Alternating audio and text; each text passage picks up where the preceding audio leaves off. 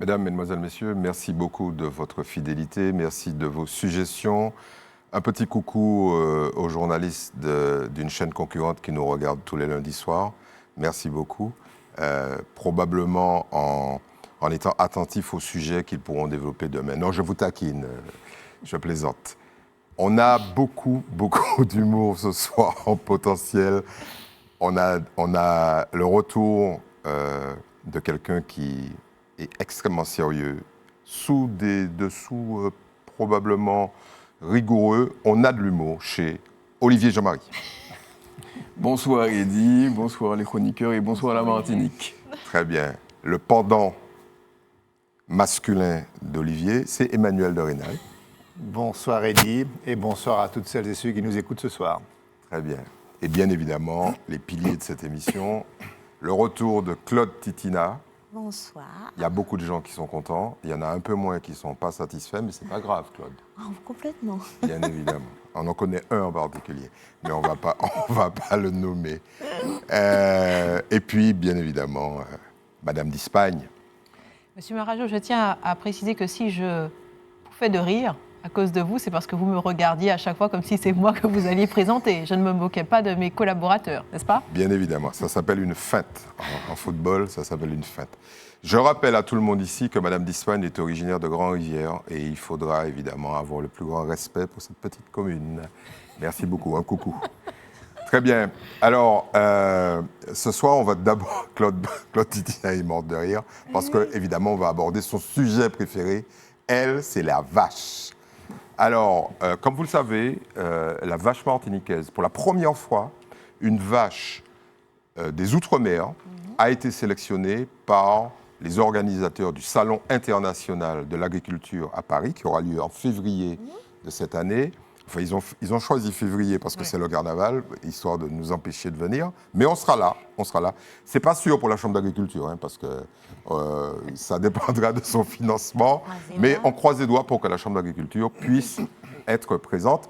Alors, je rappelle à nos téléspectateurs que mercredi 26, c'est bien ça? Après-demain. Sera publié, rendu public. Oui. Nous, on ne l'a pas, donc on peut pas cafeter, on ne l'a pas. Le nom de cette vache, donc on connaît la race, oui. C'est une brahmane. Oui. On ne connaît pas son nom, ça sera dévoilé le mercredi 26.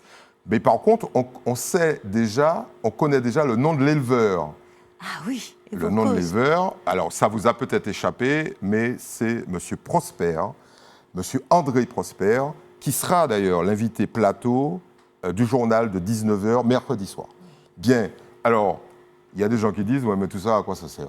C'est quoi cette histoire de vache, de brahman? Il y a même des gens qui disent, oh mon Dieu, ils ont choisi le brahman, ça c'est encore un truc de béquet pour éliminer la vache créole. Bon, avant que les béquets arrivent ou que quiconque arrive, il y avait des Kalinago et ils n'avaient pas de vache, on est bien d'accord.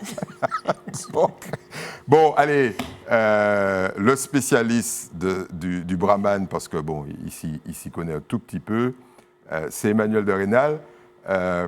Ça dit quoi de l'intérêt que des gens qui nous ont ignorés pendant des décennies portent à nos élevages et à notre tout petit pays? Ça dit peut-être qu'on a un certain talent, après tout.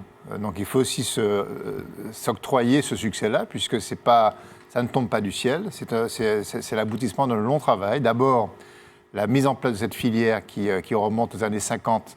Je rappelle quand même que le brahman, pour bien camper le décor, c'est une espèce qui a été créée à partir de 3 espèces de vaches indiennes, des zébus, ce qu'on appelait les zébus à l'époque, et qui a été développée aux États-Unis, qui a été importée dans les années 50, et qui, depuis les années 80 à peu près, se développe en autonomie chez nous, avec des améliorations génétiques. C'est carrément une création génétique. Ça devient une création génétique qui est améliorée.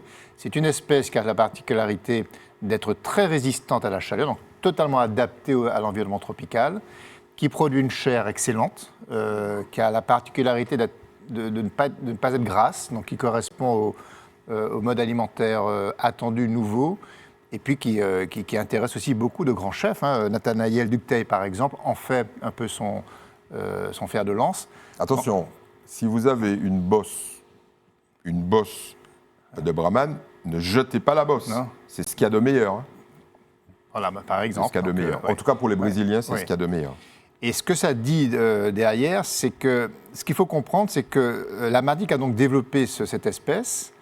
Et la Martinique est aujourd'hui pratiquement, je crois, peut-être avec un peu la Guyane, le seul territoire à pouvoir exporter une génétique bovine sur l'Europe.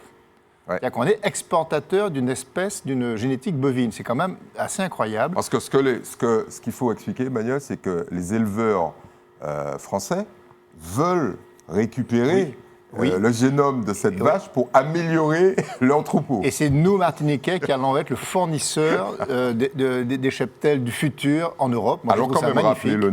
quand même rappeler le nom de celui qui a eu l'audace d'importer ce 4x4 des savanes, là, comme on l'appelle. On l'appelle Oui. le 4x4 des savanes. Oui. Et c'est qui? Alors, c'est Raoul de Paz qui a importé ça dans les années 50, de mémoire, absolument. Très bien. Alors, il y a une fan totale. On ne sait pas si elle est fan de l'éleveur ou de la vache. Mais bon, on va dire que globalement, Claude Titina adore cette idée. Elle était là, elle ne lâche pas. Ouais. Elle sera probablement à Paris au Oui, moment, oui, au moment du salon. Claude, Oui. mais on n'en fait pas trop. Non, globalement. on n'a pas commencé. Ah non, c'est pas vrai. C'est Pardon. pas vrai. Il y a eu des événements, il y a eu une conférence de presse, il y a eu deux conférences de presse. On n'a encore rien vu. Je veux Ouais. dire, non, à partir de mercredi. Premièrement, alors pour compléter ce qu'a dit Emmanuel, c'est que Emmanuel a parlé de l'aspect génétique. Effectivement, l'idée même, c'est que la Martinique ne peut pas importer d'embryons directement des États-Unis. Ouais. Par contre, c'est faisable à partir de la France hexagonale. Et c'est vrai que c'est un développement qui a été fait avec le monde de l'élevage à partir de la Martinique pour dire comment est-ce qu'on peut fixer et régénérer un peu, améliorer encore plus cette brahmane martiniquaise, parce qu'au bout d'un moment, en autarcie, il faut aussi Il y a de améliorer les l'endogamie, choses. Voilà, il fallait ouais. absolument. Donc c'est un projet long terme. Sur ce projet, uniquement au niveau génétique. Et puis, comme ça a commencé à se savoir dans le milieu de l'élevage, du coup, c'est ce qui explique un peu le fait qu'on se soit intéressé à très haut niveau à notre brahmane pour dire, mais pourquoi est-ce que ce ne serait pas l'égérie? Et puis, une fois qu'ils se sont dit, parce qu'elle est particulière avec ses oreilles, et puis ils sont venus voir en Martinique avant de se décider, et puis ils sont un peu tombés amoureux presque de la vache et de son éleveur. Alors, Parce que c'est un phénomène. André Prosper, on le connaît, il a été parmi nous comme chroniqueur. il en va tant que alors, chroniqueur. on le laisse tranquille là, Voilà. parce qu'il s'occupe de sa vache. Voilà. Mais il a été. Et ce qui fait que pour la première fois, sur la fiche qui sera dévoilée, il n'y aura pas seulement la vache, il y aura un couple, un duo, la vache et son éleveur. Ouais, à Et côté. on verra donc des centaines de milliers d'affiches avec André Prosper, le Martiniquais, et sa vache. Alors déjà c'est un spot sur la Martinique. Et donc, je suis partie sur les embryons. Donc, il y a 7 vaches qui sont parties, qui vont rester. Elles sont déjà Elles sont en déjà, France. Hein. elles sont pouponnées. Il y a une transition alimentaire avec leurs bananes qui sont parties aussi, avec du foin d'ici, parce que une fois arrivées là-bas, tous ces changements, mais elles vont bien et elles sont. Elles sont pas trop réactives à la température parce Ça que va, elles sont c'est câlinées tombé là, comme ces tout. temps-ci. Oui, c'est tombé, mais tout un élevage plus, hôtel 5 étoiles presque. Donc elles sont bien, pour qu'elles soient bien Ouais. au moment venu, puisqu'il y a la vache, il y a sa doublure. Oui, on parce sait que jamais. on ne sait jamais. Mais au-delà de ça, donc non seulement il sera partout, quand ceux qui ont l'habitude, quand le salon démarre, tous ceux qui ont été à Paris, qui ont vécu, en partie ou en France, il sera partout, derrière les bus, les métros, etc. Non, j'y arrive. Une petite chose est dit qui est importante, c'est Très que rapidement. le nom de la vache, c'est vous qui avez parlé de ça, le nom de la vache, on n'a pas de nom, mais ce sera un nom qui sera issu de la culture martiniquaise, de la faune ou de la flore. Samedi, moi j'ai vu Bakwa, qui est un gros taureau, mais ça peut être aussi... Moi j'aimerais bien que les téléspectateurs essayent d'imaginer quel type de On nom va pas ça trop pourrait. en dire parce que Non, sinon mais on va friser non. l'incident diplomatique. Pas du tout. Et on va être attaqué c'est méchamment. Ah non, pas du tout. D'accord. C'est ok. intéressant, ça peut être une fleur, une plage, de chez nous. On attend. Entre On est autres. patient, c'est mercredi. Olivier Jean-Marie, ça doit vous faire tout bizarre qu'on commence par une vache parce que c'est vraiment pas votre truc. Vous, c'est la pas- politique, c'est- les statistiques. C'est pas ma spécialité. Mais je me dis que quand même, c'est quand même marrant qu'on se remette à une vache pour redorer l'image de la Martinique. Mais c'est en aussi, France. ça participe Et- du fameux et- soft power qu'on Oui, évoque tout à fait. régulièrement Non, ici. mais je trouve ça très très bien. Et puis je pense qu'il y a beaucoup de travail derrière parce qu'on n'arrive pas au salon comme ça. Donc beaucoup de travail de lobbying. Je trouve ça très très donc, remarquable. Surtout que bon, dans l'actualité, on n'a pas brillé. L'actualité française, on n'a pas brillé par des choses positives et intéressantes. Donc je trouve ça très très très très très intéressant. J'ai quand même quelques réserves sur les manipulations du vivant. Manipulation génétique. Ça m'étonne pas. Et donc, cette posture de l'homme, maître et possesseur de la nature, qui manipule le vivant, j'ai quelques réserves sur Pour quelle cet raison? aspect. Pour quelle raison? Non, parce que ça fait... si vous voulez, moi, je pense que nous faisons partie du milieu C'est vivant. Frankenstein, quoi. Oui, voilà, on n'est pas trop loin. Voilà, donc ça m'effraie un peu. Ouais, très bien. Bon, de toute façon, tout ça a des conséquences économiques monstrueuses, hein, parce que derrière, il y a une... pas compte. Non, c'est vrai, sur un plan, ne serait-ce que sur un plan touristique. Là, on a eu les Miss, on a la vache, C'est bientôt... 700 000 visiteurs du salon. Voilà, enfin, je veux dire. on a des vecteurs d'opinion. Et on va, pour conclure, demander à celle qui adore le lait, Frédérique Dispan, de nous dire ce qu'elle en pense. C'est des vaches laitières. Hein. Non. C'est Et pas à que viande. pour de la viande. Il dit, je vais pas vous mentir sur ce plateau. Moi non plus, j'ai pas de grande expertise sur la Ouais. vache brahmane avant Non, avant par contre, vous qu'elle ait avez une été. expertise sur le soft power, Oui. sur le tourisme et sur l'importance que revêt un événement au niveau national Mais oui. et international. Mais oui, parce que Claude l'a bien souligné sur le salon de l'agriculture et sur ces grands événements-là, il ne faut pas se leurrer, c'est du rayonnement. Je comprends très très bien qu'on n'ait pas nécessairement envie d'être représenté uniquement par une vache, mais je te rassure, c'est pas que ça. Il y a les Miss aussi, et puis j'espère qu'on va briller d'une autre façon, je te rejoins. Mais en tout cas, en attendant, c'est ce qu'on a et on est content. Et attends. Oui, bah, pardon, Frédéric. Non, pardon. ne t'inquiète pas, c'est juste pour ne pas oublier. Donc, j'ai écouté, donc ça c'est le soft power, il est indiscutable. Et j'ai écouté les propos de monsieur Géric Vénitus, Ouais. qui en a longuement parlé dans Politiquement Incorrect avec vous. C'est l'un Et- des représentants du CDJA. Et en fait, quand il en a... Franchement, au début, je vous avoue que c'est vraiment parce que c'est monsieur Vénitus et que je suis curieuse de son profil, mais sinon, je n'ai pas eu d'appétence spontanée à écouter cette émission parce que on est plus enclin à écouter d'autres choses plus politiques, etc. Mais en fait, l'agriculture, c'est politique. Ah, C'est là où je me suis... Non mais, je suis d'accord, mais c'est plus que politique, même en Martinique, parce qu'on se dit, vu qu'on a beaucoup moins d'agriculteurs, vu qu'on a beaucoup moins de pêcheurs, vu que ce sont des terreaux en disparition, finalement, est-ce que ce ne sont pas des terroirs esselés? Mais entre ça et la sautée de Mme Jubénaud, je me dis qu'en fait, il faut absolument réinvestir politiquement. Ouais. Manger, c'est voter.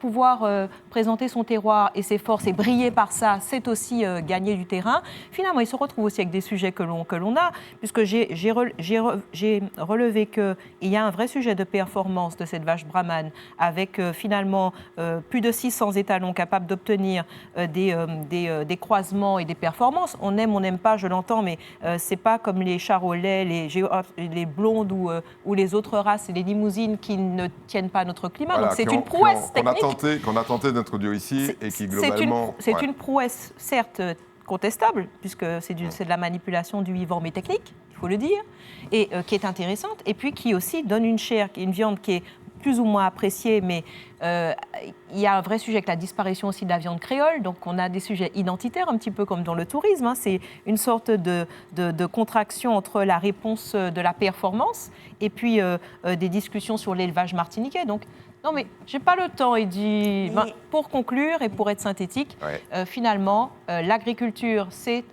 ultra politique et nous allons suivre cette vache brahmane où qu'elle aille et nous attendons son nom avec impatience. Mercredi. Je rappelle que vous avez chacun 3 minutes et que ces 3 minutes ont été évidemment largement entamées. Claude, Oui, d'accord. 30 secondes. quand même sur, on va beaucoup en entendre parler, mais sur toute l'équipe.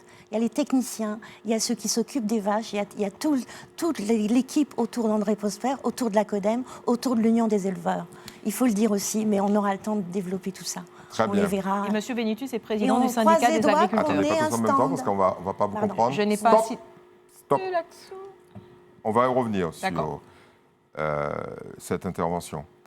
Alors, évidemment, là, vous savez que cette émission est éminemment centrée sur ce qui se passe sur l'actualité, bien évidemment, et l'actualité a été, on va dire, impactée par ce fameux congrès des maires. Alors, il y a des maires qui vont au congrès des maires, ils savent pourquoi, il y en a, ils savent vraiment pas pourquoi, mais ils y vont quand même, avec leurs amis et plus.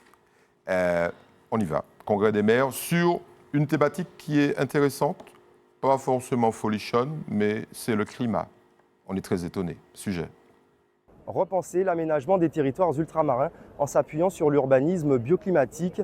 Quel rôle peuvent jouer les élus afin de favoriser des constructions durables ou encore quels enjeux face aux risques naturels? Voici quelques questions débattues ce matin lors de la 107e édition du Congrès des maires ici à Versailles. Des représentants de la Réunion ou encore de la Guyane ont pu présenter quelques exemples d'aménagement pour la ville de demain dans les Outre-mer. Penser à l'avenir peut prendre du temps, mais il faut aussi du temps pour bien faire les choses. La ville de Cayenne a élaboré un plan 2050 pour ses futurs aménagements. Santé publique, confort thermique ou encore sobriété énergétique sont au cœur de ce projet.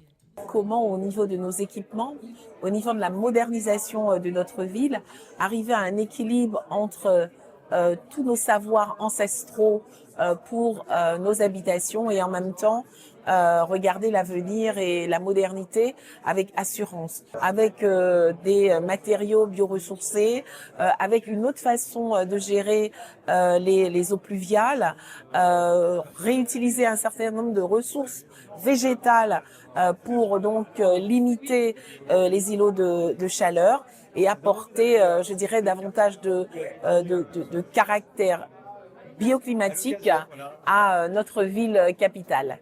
Autre exemple présenté ce matin lors de cette conférence, celui de la commune de La Possession à La Réunion. De garder de plus de 100 000 arbres endémiques et indigènes. Pour répondre à la problématique du mal logement, un écoquartier a été créé en 2014.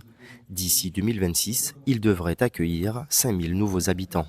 Le jardin créole tout autour, les vérandas, les brises-soleil qui permettent d'avoir des protections solaires. Voilà, tout ça, on le remet au bout du jour avec des bâtiments qui, eux, vont être collectifs et qui vont permettre à plus de monde de pouvoir avoir un logement, notamment pour résoudre la crise du logement, mais en même temps d'avoir de l'espace qui reste planté avec des jardins partagés, avec de la végétation, avec des aires de jeu, avec des aires de loisirs, voilà, pour qu'on ait son logement, mais on ait aussi des espaces où se rencontrer, se retrouver avec les voisins.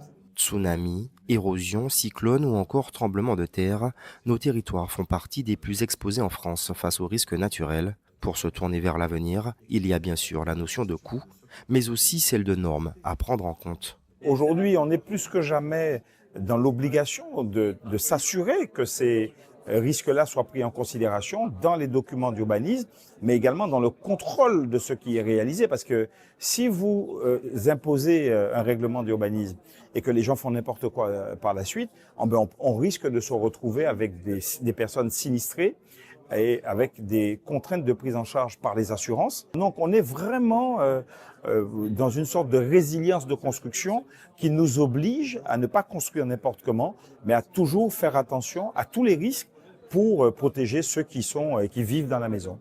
Des problématiques communes, mais avec des enjeux spécifiques à chaque territoire. Ce congrès des maires est aussi un moment pour faire le point et partager ses expériences. Alors, l'événement majeur, c'est bien évidemment le congrès des maires. À côté du congrès des maires, il y a un salon des maires où toutes les multinationales viennent essayer de séduire les édiles. Et puis, il y a des conférences multiples et diverses. Et puis, à côté de tout ça, il y a des réjouissances, on va dire ça comme ça, des afters auxquels a participé très longtemps et très souvent Claude Titina, et qui va témoigner ce soir des à côté. Alors, on va revenir sur la partie, ne vous inquiétez pas, sur la partie climatique, mais allons dire la vérité. Oui. Tout ça, en fait, c'est un grand moment de réjouissance. Oui, il y a eu des grandes années où en particulier, comme par hasard, l'ensemble des compagnies des entreprises dans le secteur de l'eau. Des Et de multinationales de l'eau. l'environnement invitaient au Crazy Horse, au Moulin Rouge, enfin dans tous ces endroits. C'est là où je les rencontrais. Non pas que j'y étais, mais Champs-Élysées, je tombais sur eux ou dans Ouais, certains par hasard, restaurants. vous passiez au Lido Oui, par mais hasard. oui, non, en mais- fait. Et donc, il y a eu de très grandes époques, effectivement, où finalement ils étaient très bien reçus, avec tout ce qu'il faut, tout ce qui va Tout ce avec. qu'il faut, c'est quoi? et tous Il les paraît à côté. qu'ils ont même, à certaines époques, Oui. alors allons Certaines pas... époques, j'ai bien dit. hein. Ah ouais, en fait, il y a très longtemps, mais en réalité, peut-être que ça continue. Il y avait même des escort girls. Oui, bien sûr. Vous bien pouvez sûr. témoigner de ça? Non, je suis pas témoignage. On va dire, mais non, Donc faisait vous, vous partie. avez été pom-pom Non, girl. Oui, j'étais pomme comme Ouais, pas c'est pas escorte, pareil. Pas pareil. Du PSG, s'il vous plaît. Voilà. Non, mais je veux dire, non, il y a eu des grandes années où c'était des budgets à profusion et où de très fortes délégations venaient. Venez. On les emmenait à Reims pour visiter des caves Des de champagne, de ils repartaient avec des... etc. Bien sûr, il y a Et eu on comprend qu'il y en a qui ne veulent pas renoncer à ça. Oui, mais là, les budgets sont un peu plus restreints quand même. Hein. Ouais. Il y a encore des agapes, il y a encore le fameux cocktail Outre-mer au Sénat. Ouais. C'est une tradition, c'est excellent. Il y a encore certaines choses, vraiment. Mais là, Est-ce que les maires disent la vérité à leurs administrés en disant « Moi, je veux au Congrès des maires travailler, mais il n'y a pas que ça ». Est-ce qu'ils leur disent? Écoutez, c'est leur congrès, je veux dire. Oui, avec l'argent des contribuables. C'est leur moment. Ouais. Oui, certes, mais enfin, si on regarde là-dessus, c'est leur moment à eux. Et puis, mais ça travaille un peu. Hein. Ouais. Vous avez quand même tous les prestataires divers et variés, les fournisseurs, comme on dit, Notamment dans qui le sont salon, présents le au salon des maires. Absolument, qui sont présents. Et puis, il arrive qu'il y ait quelques conférences intéressantes où ils apprennent des choses. Voilà, alors, quand ils on ne revient. dorment pas avec de décalage horaire. Mais Quand bon, ils ne dorment pas. Oui. Non, mais Claude Titina, vous n'allez jamais arrêter. Non, Alors, mais ils sont sérieux parfois. parfois. J'ai été Emmanuel, étonnée de certaines délégations très importantes pour des petites communes, mais c'est la vie. c'est la vie. Il y a un moment, il faut se faire plaisir. Emmanuel, cette espèce de mélange des gens entre climat, responsabilité politique, engagement, risque majeur, à l'occasion de cette conférence, il faut prendre ça au sérieux ou bien c'était un moment de loisir? Je pense que non, la thématique est importante, puisqu'on a quand même des sujets qui nous préoccupent, d'ailleurs qui n'ont pas été beaucoup abordés dans ce salon, c'est la montée des eaux. C'est un des aspects qui a en réalité peut-être ce qui est le plus important pour nous, parce que là aujourd'hui, on sait qu'on est dans une accélération de la montée des eaux. On sait que 13% du territoire sera sous l'eau à l'horizon de 2100, c'est-à-dire demain. 13%, je ne sais pas si vous vous rendez compte, on parle de 150 km² qui seront noyés, avec des conséquences aussi bien sur l'habitat, des conséquences sur nos équipements vitaux, le port, l'aéroport, etc., des conséquences sur l'agriculture, parce que quand l'eau monte, eh bien, la mer s'infiltre dans les terres, et donc ça va empêcher les plantations agricoles. Et donc on a dans les nappes phréatiques. Dans les nappes phréatiques. Donc c'est un sujet qui est extrêmement préoccupant, et je suis très surpris de ne pas entendre nos élus se poser sur cette question, alors que c'est un sujet qui doit être pris à bras-le-corps aujourd'hui, si on veut tenter d'avoir des résultats dans 50 ans, 60 ans. On peut pas or là, c'était peut-être l'occasion dans ce salon de traiter le sujet. Il y a alors je sais qu'il y a certaines personnes qui réfléchissent. J'ai rencontré ce week-end Florent Grabin, qui en fait un peu son nouveau combat. Et lui, il me disait très clairement, il y a 3 choses à faire. D'abord, il faut que la collectivité territoriale réhabilite le SAR. Ouais, le ça schéma fait d'aménagement des régional. décennies que le SAR doit être mis à jour. C'est pas normal. Ouais. La deuxième chose, il faut se poser la question du retrait de l'habitat des côtes. Donc ça concerne les communes côtières qu'il faut remettre vers les terres intérieures. Et puis lui, il va jusqu'à dire qu'il faut impérativement endiguer, créer des digues pour freiner la montée des eaux, notamment sur Fort-de-France. Et c'est pour ça, rappelez-vous, on avait à l'époque travaillé sur le principe de la dorsale, la fameuse route centrale, qui consistait à faire des tunnels dans les montagnes pour pouvoir excaver des matériaux qui pourraient servir notamment aux travaux de digues. Donc c'est un projet assez systémique sur lequel il faut qu'on travaille. Rappelons que le SAR devrait s'appeler le SAP, puisque c'est le schéma d'aménagement régional qui est devenu schéma d'aménagement territorial. Frédéric, Oui.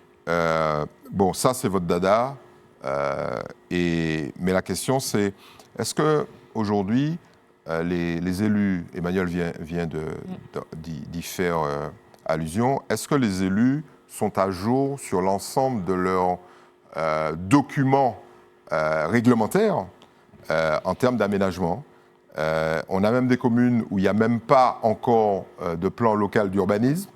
Je ne vais pas citer pour éviter d'avoir des soucis, mais il y en a, alors que ces documents sont obligatoires.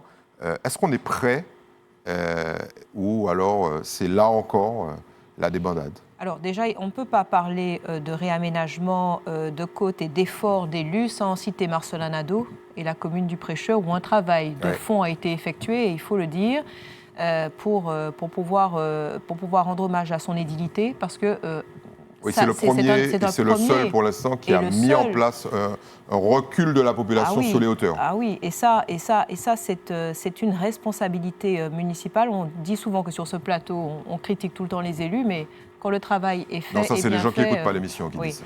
Et ensuite, ce que j'aimerais préciser, c'est que tout le monde devrait faire pareil. Oui, parce que l'exemple, vous me demandez à juste titre, est-ce que cette réglementation est respectée? Tu parlais de ce monsieur qui s'est saisi du sujet, il a bien raison, mais Pascal Safache et d'autres ne cessent d'alerter depuis une dizaine d'années dans tous les lieux universitaires et publics et médiatiques possibles pour prendre l'exemple, désolé, de Fort-de-France, c'est l'exemple que je connais le mieux, mais d'autres communes sont bien sûr concernées. L'Aumont, Emmanuel est tout à fait fondé à le dire, nous allons à 60 ans, on ne parle pas de 2 siècles, on parle de 60 ans, sans être alarmiste, c'est sous votre contrôle, avoir des érosions progressives du centre-ville de Fort-de-France, ça va commencer comme ça, et s'il n'y a pas de barrage implémenté dans les meilleurs délais, le plus rapidement possible, eh bien nous allons nous retrouver avec à être victimes d'une montée des eaux, en sachant que nous ne sommes pas les seuls à vivre cela.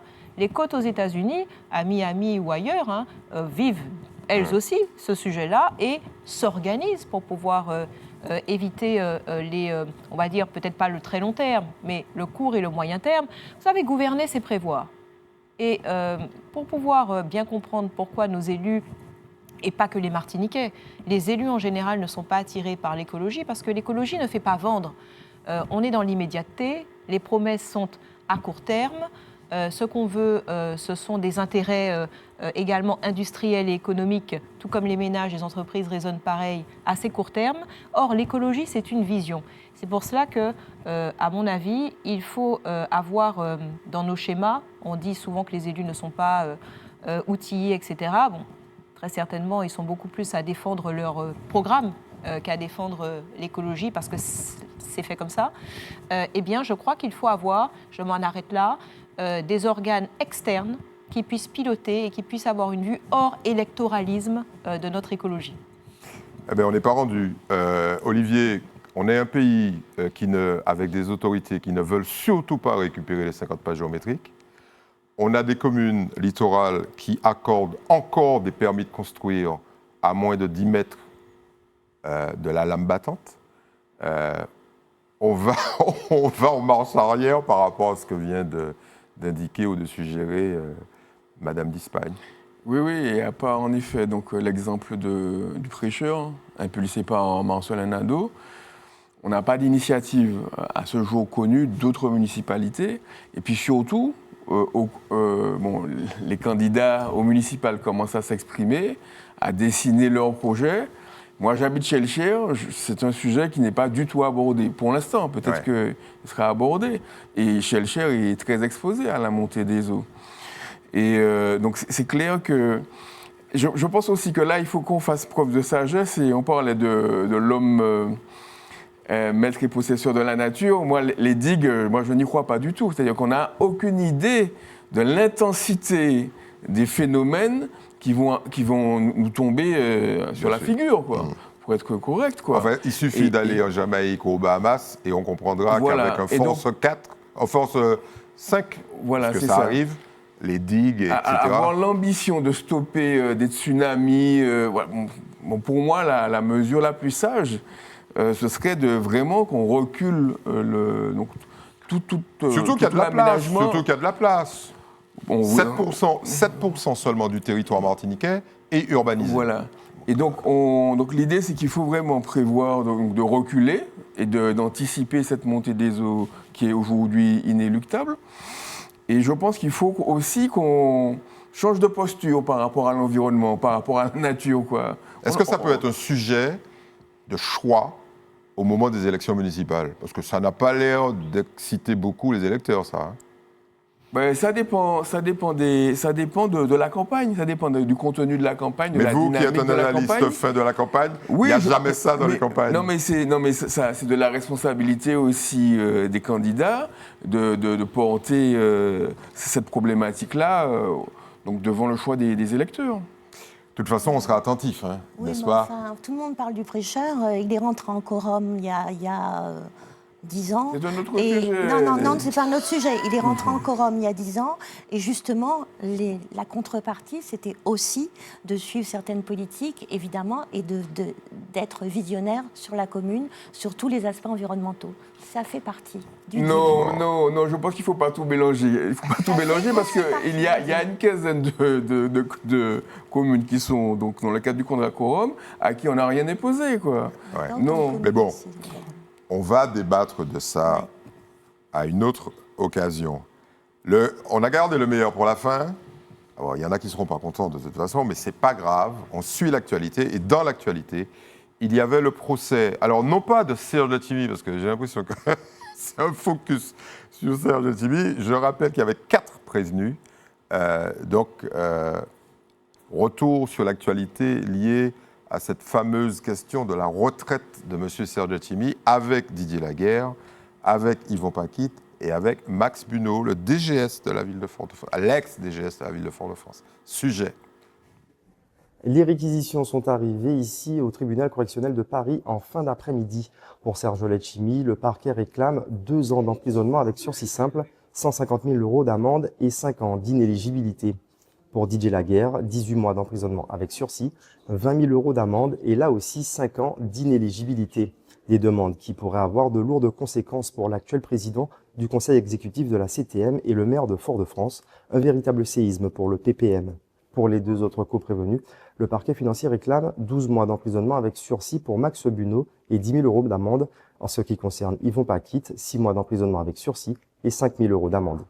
Pendant 1h30, le parquet national financier s'est évertué à démontrer l'irrégularité des actes administratifs établis pour la réintégration de Serge Letchimy à la ville de Fort-de-France en vue de percevoir sa retraite en 2016 alors qu'il était encore député. En face, les avocats de la défense, très rigoureux, n'ont cessé de rappeler le droit, indiquant que selon eux, aucun principe constitutionnel n'avait été violé. À l'issue de ces 3 jours d'audience, les 4 prévenus se disent sereins. Personnellement, je suis extrêmement serein et il y a eu un débat pendant 3 jours, une audience pendant 3 jours, qui a bien démontré qu'il y a un enjeu incroyable, c'est qu'un parlementaire qui est en situation de détachement et qui veut prendre sa retraite parce que l'âge légal est arrivé, ça lui est refusé. Mais la plaidoirie qui a été faite par 2 avocats et le combat que nous avons mené, mais frontalement, parce que notre dignité a été mise en cause, notre probité a été mise en cause, et il s'agit pour nous de rétablir avec courage, détermination, et de ne pas cailler. Il ne fallait pas surtout reculer face à qui que ce soit quand on met votre dignité en cause. Donc nous continuons le combat, et on attend la décision qui sera en février de la justice, du tribunal, et à partir de ça, on verra ce qu'on fera. Maître Nicolas, avocat de Didier Laguerre, n'a pas mâché ses mots dans sa plaidoirie. Je dirais au parquet national financier qu'à un moment donné, il faut reconnaître qu'on s'est trompé. Il parle même de l'ignorance et de la méconnaissance des textes de la part du PNF. Le PNF a produit son accusation qui tourne autour de la possibilité ou pas de réintégrer un député dans la fonction territoriale en vue de son départ à la retraite. On parle de détournement de fonds, il faut être clair sur ce dont on parle. On parle de 24 000 euros versés à Serge Letchimy, 13 000 euros versés aux organismes sociaux par la ville de Fort-de-France, le reste des sommes étant versées par des organismes d'État. Le tribunal, le parquet a fait son travail. Nos avocats ont expliqué notre interprétation des faits. Il faudra attendre le 19 février 2026 pour connaître le délibéré dans cette affaire. Les avocats des 4 prévenus martiniquais ont plaidé la relaxe. Bien, ça c'est le sujet chaud par excellence. J'ai eu du mal à retenir mes chroniqueurs qui ont commenté tout le sujet en long, en large et en travers. Donc c'est parti. Frédéric d'Ispagne, bien évidemment, comme vous êtes très attentive à ce qui se passe à Fort-de-France. Pas qu'à Fort-de-France, mais à Fort-de-France. Partout, ouais, c'est ça. Là, on a le maire de Fort-de-France, président du PPM. On a l'ex-DGS de Fort-de-France. On a le premier adjoint de Fort-de-France, M. Paquit. Et on a l'ex-maire de Fort-de-France, M. Letchimy, qui est actuellement le président du conseil exécutif de la CTM. Absolument. Est-ce que ce procès... Alors, je rappelle que jusqu'au 19 février, les personnalités que nous venons de nommer sont présumées innocentes. Ah oui, on est bien d'accord. Non, mais c'est pour les gens qui confondent, parce qu'il y en a, qui confondent un réquisitoire d'un procureur général. Alors, allons dire ce que c'est quand même. C'est la peine. Voilà, c'est la peine demandée par le magistrat. Le procureur. Par le magistrat, oui, mais c'est un magistrat. Oui. Par le magistrat dont le rôle est de pouvoir. Et de poursuivre. Et de poursuivre. Donc ok, c'est important. Donc les gens qui confondent. Ce n'est pas un jugement. Attendez, vous aurez le temps. C'est une mise au point qui me paraît nécessaire. Oui, c'est vrai. Pas de confusion entre un réquisitoire et une condamnation. Une condamnation éventuelle ou une relaxe, il ne faut quand même pas l'oublier, c'est le 19 février. Vous avez raison. Alors on reviendra sur cette date du 19 février. On reviendra sur cette date de 19 février. Je laisserai la parole à Claude, qui a remarqué un truc très bizarre. En sachant que, pardonnez-moi, le 19 février, on peut très bien décider de donner un peu plus de délai. Enfin, ce n'est pas une date butoir fixe, c'est le prochain... Oui, c'est le délibéré, attention, quand même. Mais le délibéré, peut-être... il y a des... ce que je veux dire, c'est qu'on ne sait jamais. Il peut très bien y avoir... un report du délibéré. Bien sûr. Bon, on va étudier ça. Alors, Frédéric, est-ce que ça, c'est de nature... Je veux être précautionneuse. C'est de nature, s'il vous plaît, c'est de nature à déstabiliser le PPM. Ah ben quoi, carrément.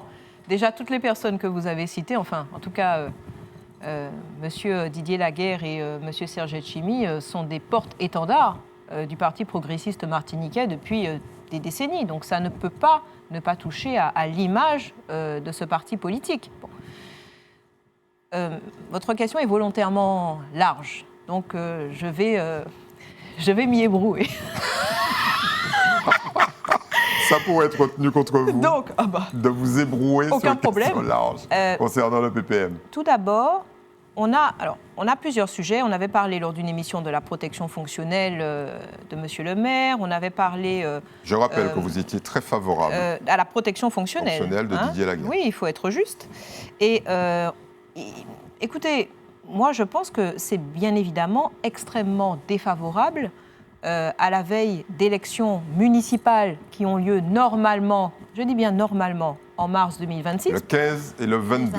Oui, mais je dis bien normalement parce qu'on a un agenda politique au national qui peut très bien décider d'imposer sur une fenêtre de janvier à mars 2026 une dissolution et donc reporter d'autant. Et vous savez que la politique, les mémoires ne sont pas nécessairement très longues, donc on verra bien. Mais en tout cas, la veille de municipal, ce n'est pas l'idéal. Et on a également, vous le savez aussi, des élections territoriales qui se succèdent l'année d'après, en sachant que quand on évoque la vie municipale martiniquaise, il faut se rappeler que Pierre Sameau, qui n'était pas... qui était quand même condamné, lui. Là, on n'est pas sur des condamnations. Qui a été condamné. Il avait fait 34 jours de prison.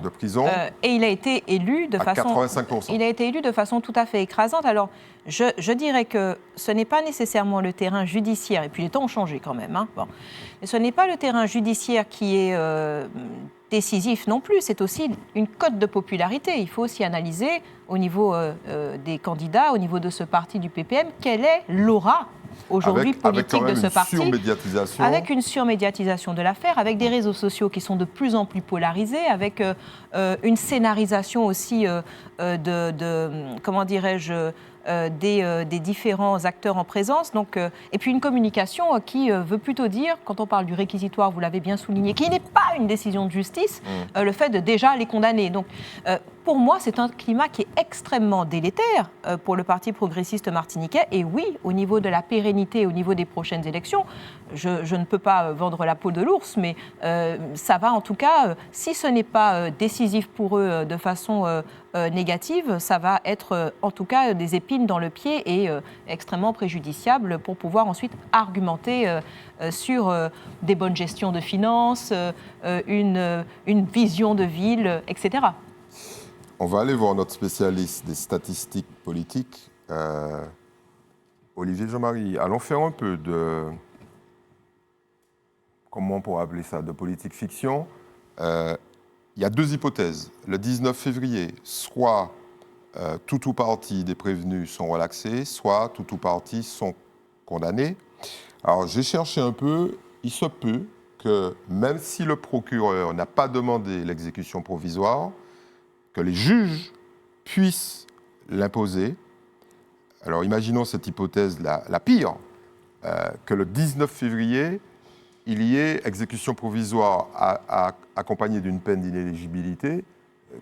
Que fait Didier Laguerre qui va se présenter et qui sera tête de liste? Qu'est-ce qu'il fait le 19 février? Puisque le 19 février, c'est à quelques jours du dépôt définitif des listes. Je pense que le PPM va se préparer à cette éventualité, un petit peu comme Ça veut dire quoi?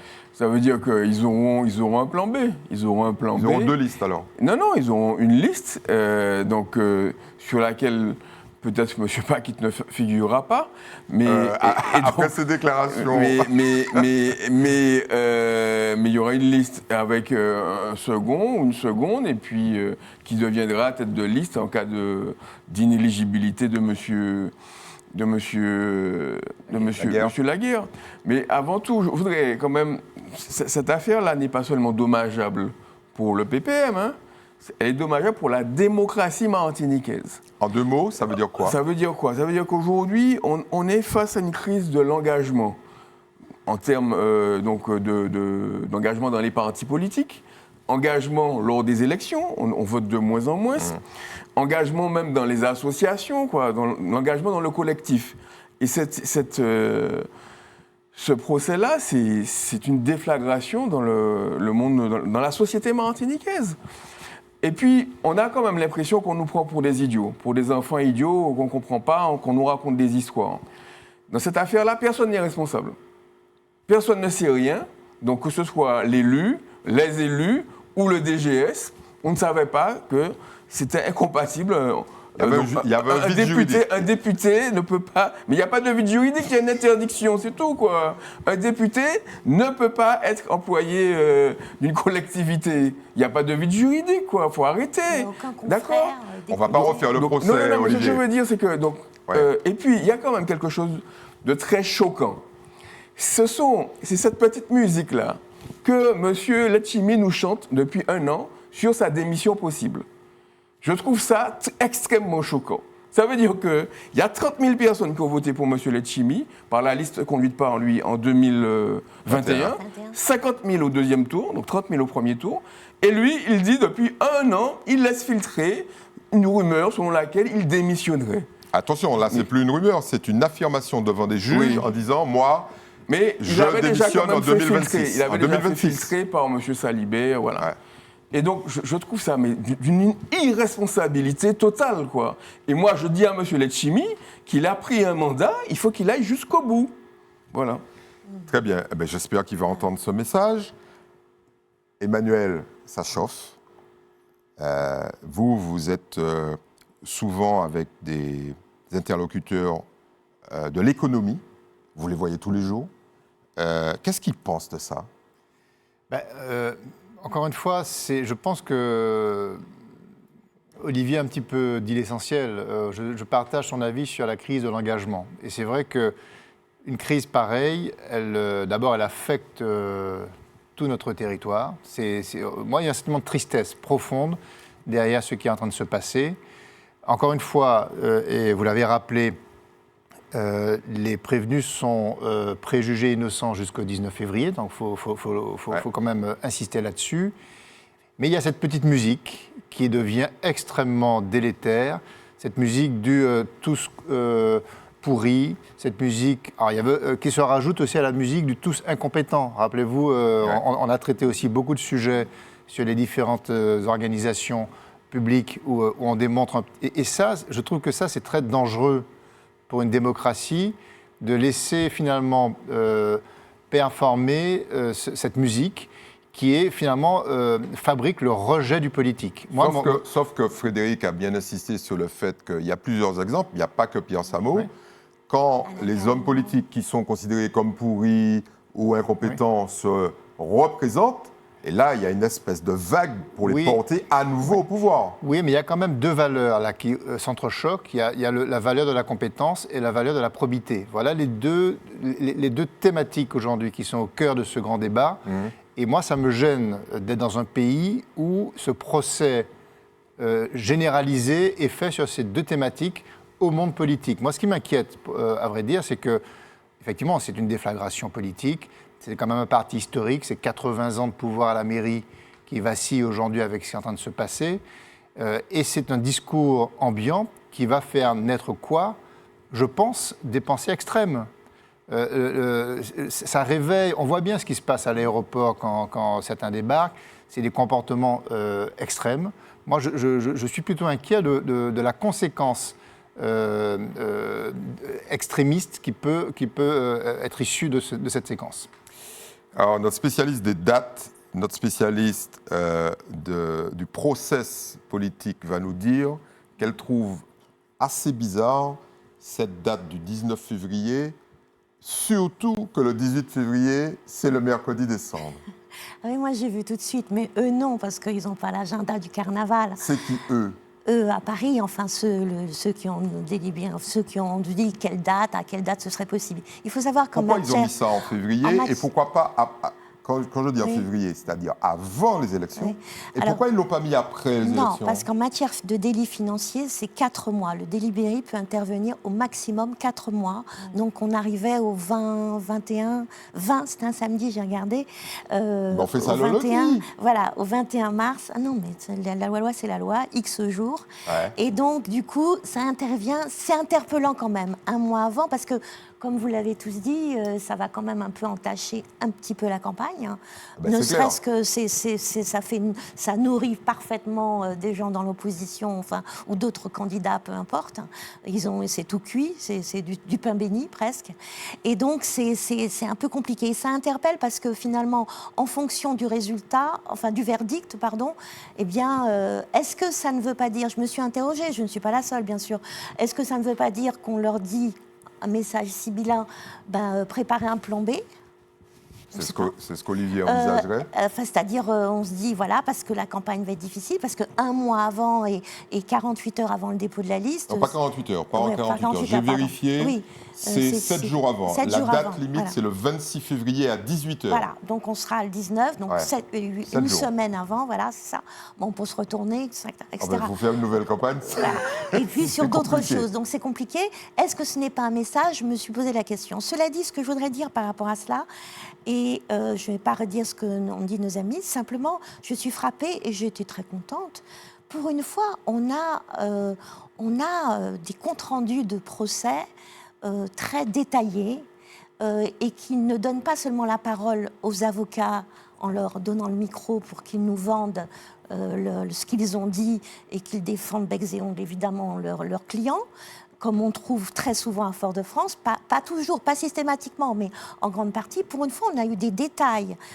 C'est une audience publique, comme à Fort-de-France, à Paris comme à Fort-de-France. Mais on a eu des détails, par exemple, bon, on savait un peu, mais bon, ils ont un casier judiciaire vierge. Nous, on a eu des gens ici qui n'avaient pas un casier judiciaire vierge. On nous a jamais parlé de leur casier. Mais bon, c'est comme ça, je note. On a eu des détails hallucinants. Pas de nom, pas de nom, je n'ai rien dit, mais c'est souvent. Ouais. Non, mais on n'a pas de détails. Non, c'est pas seulement ce cas-là. Vous êtes en train de nous dire qu'ici, ça se passe moyen. C'est différent. Ouais. On n'a pas de détails sur leur passé, sur ce qu'ils ont fait, sur des petites... Là, on a appris. Ça m'a choquée. Hein. J'ai eu de la peine. J'ai eu de la peine parce que de voir la dépêche AFP avec l'héritier de Césaire accusé d'eux, ça fait du mal au cœur. Mais au-delà de ça, on a appris, par exemple, il y a des gens que ça a choqué, mais on n'a jamais ce genre de détails. L'histoire d'avancement exceptionnel. On a eu des petits détails incroyables qu'on n'a pas toujours à Fort-de-France. Moi, je dis, je remercie les médias, absolument. Ouais. Les médias qu'on connaît, qui sont partis, qui sont revenus. Et donc, moi, je trouve ça, enfin, c'est la première fois, je le dis, qu'on a des choses aussi détaillées et très bien faites, chapeau. Je croise les doigts pour que ça continue, vous voyez ? Et puis, une dernière chose, il dit, le maire de Fort-de-France, il a parlé de complicité, de délit de concussion, éventuellement, une requalification, puis il a eu l'air presque soulagé.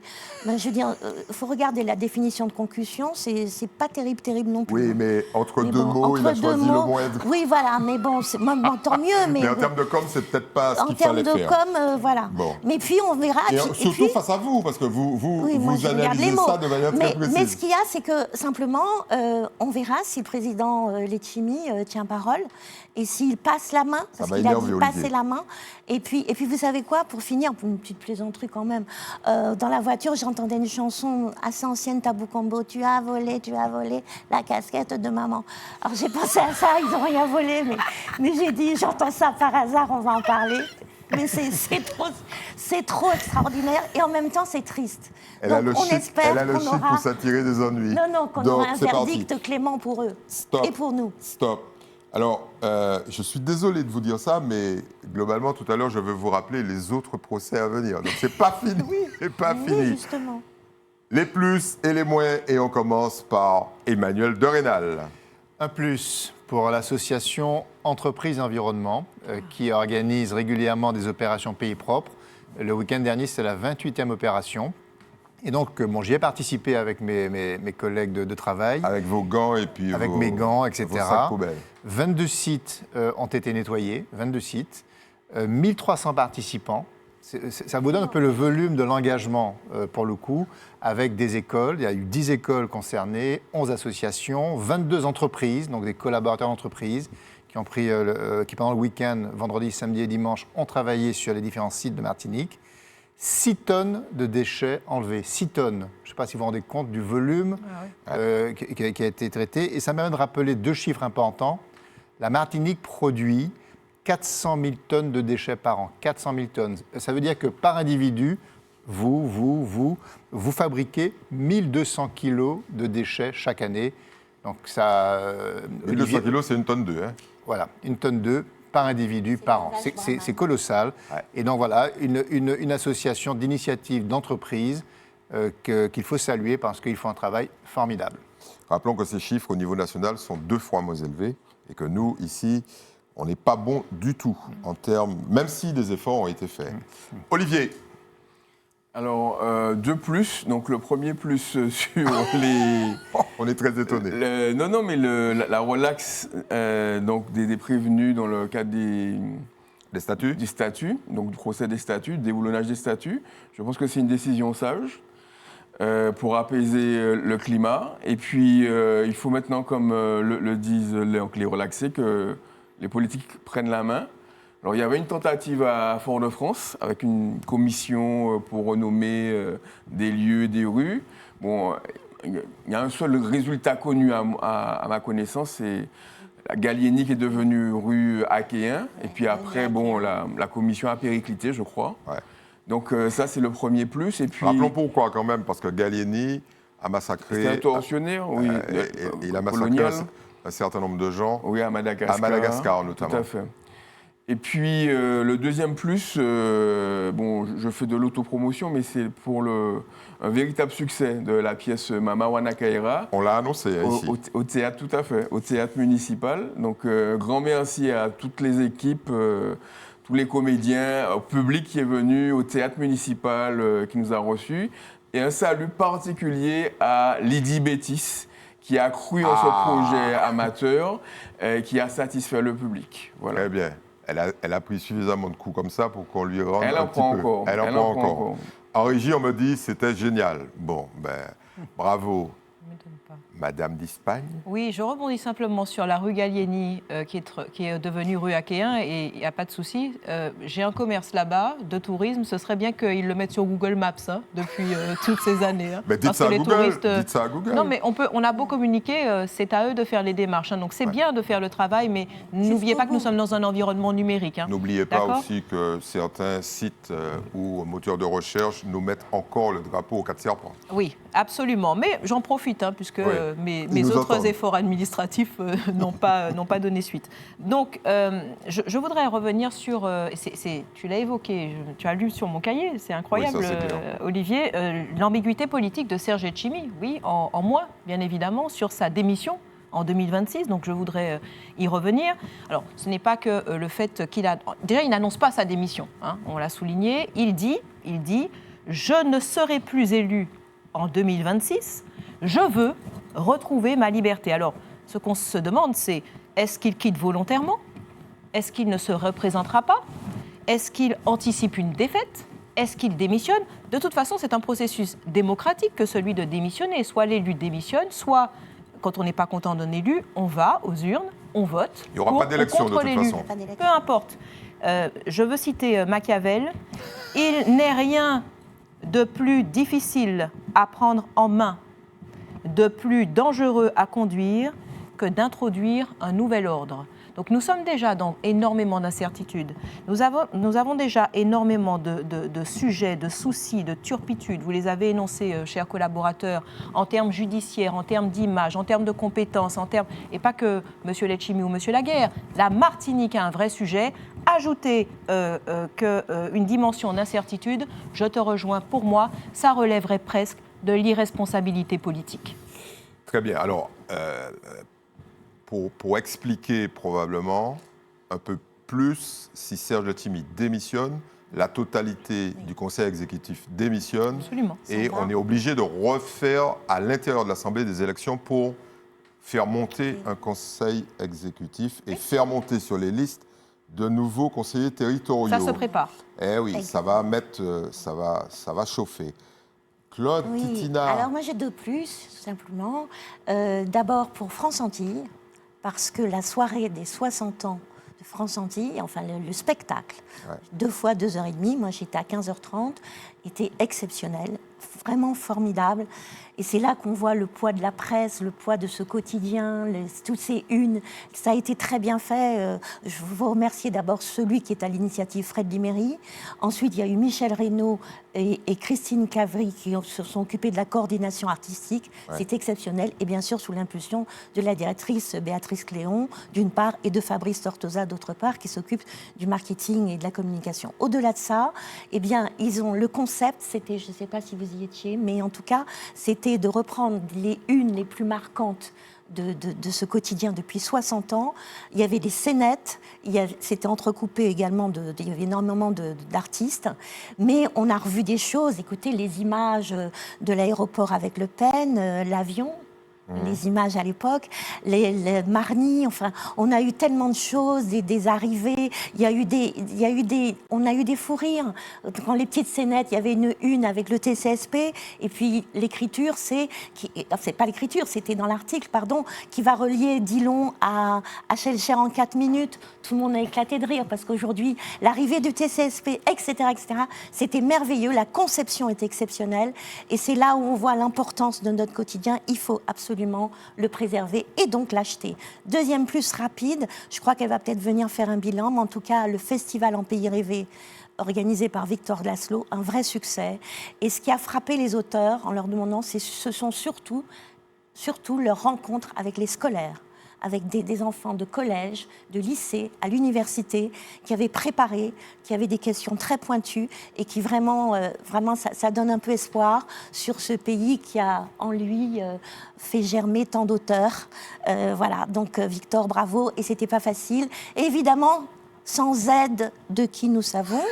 Et bon, c'est pas nouveau. Et du coup, c'est possible de du coup faire on des croise choses les sans doigts, aide. on croise les doigts pour la vache et qu'on ait un espace Martinique qui puisse trouver des financements. Voilà. Parce qu'avoir une vache, c'est bien, mais n'avoir que notre Rhum, c'est très bien. Mais en face de la Guadeloupe, avec ses 600 mètres carrés et la Réunion 1000 mètres carrés, on fera très pauvre. Top. Donc, En fait, c'est dans l'air du temps de s'appauvrir, non? oui. Je ne ferai pas de commentaires. Alors, très rapidement, quelques mois. Bon, je rappelle aux élus de la CACEM qu'il va falloir mettre la main à la poche parce que Odyssey doit 22 millions d'euros à l'ODE. Prenez-le comme vous voulez, les mecs, mais il va falloir boucher le trou. Je reviens sur le foyer de l'espérance parce que vous savez qu'on a avancé. Bonne nouvelle. Le procureur, alors article 40 de madame la conseillère exécutive Tali Bardol, signalant au procureur que ça ne va pas à l'espérance, on ne va pas rentrer dans le détail parce que c'est très glauque, le procureur s'est emparé de l'affaire et a lancé une enquête préliminaire. Et les policiers sont là. Certains membres du conseil d'administration, et je les y encourage très fortement, envisagent de porter plainte parce que c'est gravissime. Tout ça, c'est dans un cadre un peu délétère au niveau national. Orphelins, apprentis d'Auteuil, c'est des dizaines d'affaires de pédophilie. Vous n'avez qu'à taper ça sur Google et vous allez voir, c'est pas possible que ça ne soit pas structurel. Et nous, on n'a pas envie de faire partie de ça. On a envie que ici, orphelins, apprentis d'Auteuil, ça soit quelque chose de propre. Donc, on lance un appel à David Macaire. David, tu devrais t'intéresser à ça. Et puis, vous aviez émis l'espoir que ça s'arrête. Eh bien, ça ne va pas s'arrêter, les procès. Oui, voilà. Procès en appel de la SODEM. Il y a tous ceux qu'on a vus là, plus d'autres qui sont appelés à la barre. À venir, procès en appel de Yann Monplaisir, de Félix Ismain. On n'a pas les dates? Non, je ne vais pas donner les dates là parce qu'il y a des gens qui vont avoir très très peur parce que c'est dans quelques jours. Madivial, SMTVD, etc., etc. Je cite volontairement Madivial et SMTVD parce qu'il y a des répercussions sur certains élus, Bien sûr. notamment au SMTVD. Bon, je suis vraiment désolé, je vous présente nos excuses pour tous ceux qui croient que nous sommes un paradis sans rien d'autre. On est un paradis normal, voilà, c'est tout. Merci aux équipes. Non, venez chez nous, on est gens bien. Merci aux équipes, merci aux chroniqueurs, en particulier à Olivier qui a pris des risques colossaux ce soir, avec Frédéric, comme d'habitude. Mais bon, Frédéric est habitué. Merci à l'ensemble des téléspectateurs et téléspectatrices qui ne regardent que cette chaîne le lundi soir à 20h. Merci, à très bientôt. Au revoir.